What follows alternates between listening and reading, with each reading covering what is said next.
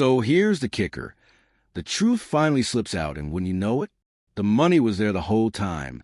Sitting pretty, Tiffany steps back, and suddenly the board's like, "Oh, wow, look what we just found." Please, that cash didn't magically fall out of the sky. Napoleon padded his checks, slid through budgets with rubber stamps, shuffled numbers like he was running a 3-card Monte on a street corner.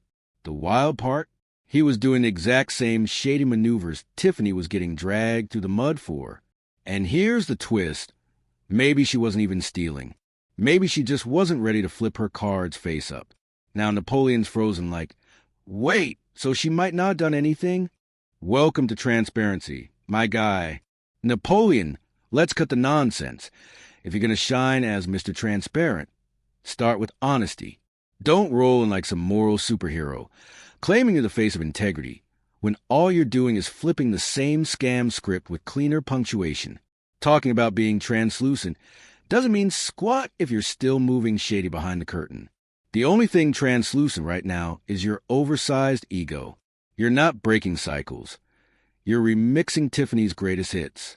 Stop acting like you're writing a brand new chapter when you're clearly tracing her playbook line for line. Yo, before we keep rolling, smash that like button, hit subscribe, and drop your thoughts in the comments. Because trust me, this ride is just warming up. Now, about that Thornton Township meeting. Folks said the board sounded defensive, but come on, that's their default setting. That crew dodges questions like middle schoolers dodging dodgeballs in gym class. What really stole the spotlight wasn't the trustees, it was the residents. Regular people stood up, dropped lines that had me cracking up 1 second, raising eyebrows the next, and questioning everything in between. Just another chaotic night in Thornton. But then out of nowhere, one speaker stepped up and had me glued to the screen. Mr. Christopher Gonzalez. And let me tell you, something about this man has always rubbed me the wrong way. Maybe it's just me, but I've been side-eyeing him for years. Especially since he's the one who casually slid Tiffany's name into the mix back in the day, basically clearing her path to supervisor. That single move had red flags waving in 4K. And now here he is again, back at the mic? Nah, it's giving Snake energy. Full stop. He starts talking, all calm and collected, and then he drops a line that had me slamming paws like, wait, hold on, did he really just say that? Nah, we're not letting that slide. We're about to dissect this thing piece by piece. Break it down play by play like game film. Because whatever slick trick he thought he was pulling with that statement, oh, it's getting unpacked, examined, and blasted under the brightest spotlight we can find. Buckle up, because I'm about to go in deep. Roll the clip. Now let's get something straight. Tiffany hated questions. Ask her anything remotely challenging, and she'd glare like you just disrespected her entire bloodline. Her go-to response? Why don't you just trust me? As if asking for proof was an act of betrayal. And her hiring policy? Filling the office with people who had records. She called it second chances. But let's be real. When your whole staff is ex-cons, that's not grace, that's strategy. Build an echo chamber of people too scared to clap back, and suddenly you're untouchable. Then came the budgets, and I use that word loosely. In reality, they were black holes.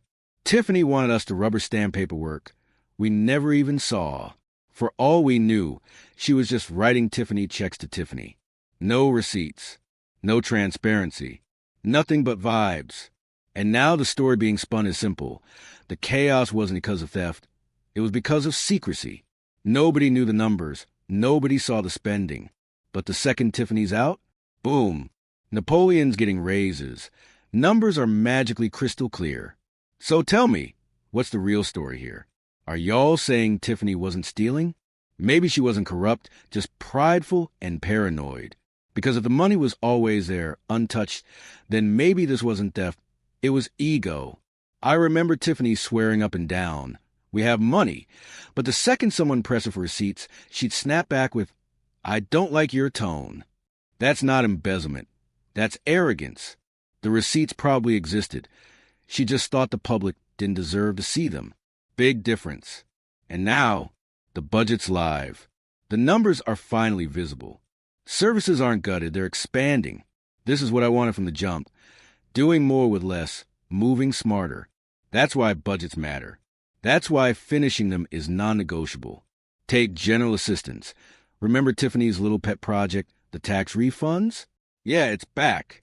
But this time, the math actually checks out. Tiffany, here's your reality check. Gonzalez basically stood at that mic and said, "You weren't a thief. You were just impossible to work with." And honestly, that tracks. Your biggest downfall wasn't corruption. It was pride.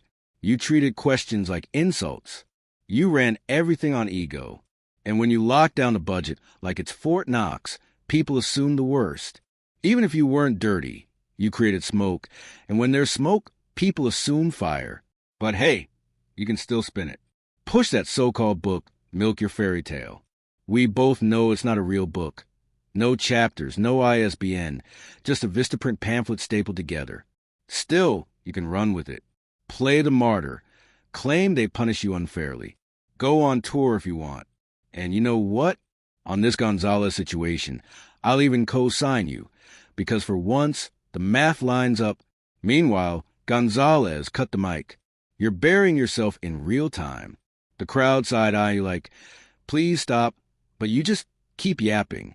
You think you sound wise? Bro, you sound like a bootleg. TED Talk. Back in the day, people pitched projects like, let's do tax refunds. My first question was always, where's the math? Who benefits? What's the plan? Back then, no answers. Now, we've got receipts.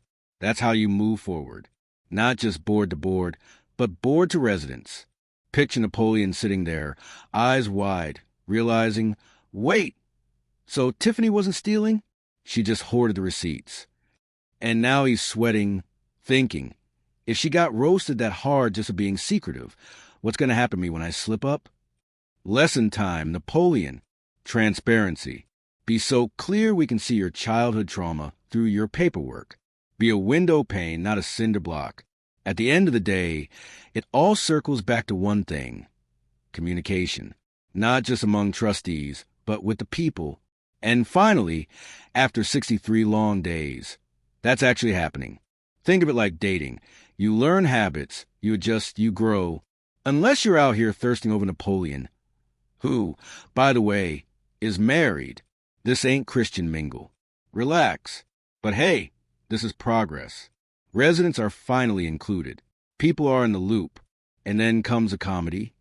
Don't worry, I'm actually going to do my job now. Sir, did you just admit you've been cashing checks for speeches and selfies? And now you want applause because you open your laptop? Please. Chris, what you think you're saying ain't what the crowd is hearing. That sad little clap at the end, that wasn't support. That was pity like, let me clap once before he cries. If that was your kid or someone who needed a ride home, fine. But real applause? Absolutely not. Don't get it twisted. Still, credit where it's due. Shout out to the supervisor, the board, and especially the residents. Y'all kept pressing with the uncomfortable questions. No more, trust me, bro budgets. No more smoke and mirrors. Finally, people are in the room where it happens. That's the game. That's the tweet. But Chris, next time you feel the urge to grab the mic, resist. The last time you had a bright idea, Tiffany became supervisor, and we've been living in a circus ever since. This ain't redemption. It's opportunism in a cheap disguise. Seeing Marvon up there? Wrong vibe. Like she clicked the wrong Zoom link and just stayed. Back to Chris, though. All he really confirmed was what most already suspected. Tiffany wasn't stealing. She was hoarding the budget like Grandma's secret recipe. Once she left, y'all opened the books. And guess what? The numbers were fine. No missing millions. Just Tiffany being Tiffany. Stubborn, paranoid, allergic to accountability. So clear the record. If she wasn't a thief, say it loud. If that's false, correct it. The streets didn't call her bossy. They called her a crook. Don't let that lie breathe. Yes, I've seen her spin stories. She sells narratives better than a carnival barker. But lying ain't stealing. Y'all blurred the line, and now we gotta straighten it out. Truth is, Tiffany could walk back in and own this moment if she wanted. She took more hits than most and still kept moving. Built Ford tough, no cap. Unlike a certain someone parading with a walker and crying wolf every 5 minutes. Ma'am, don't.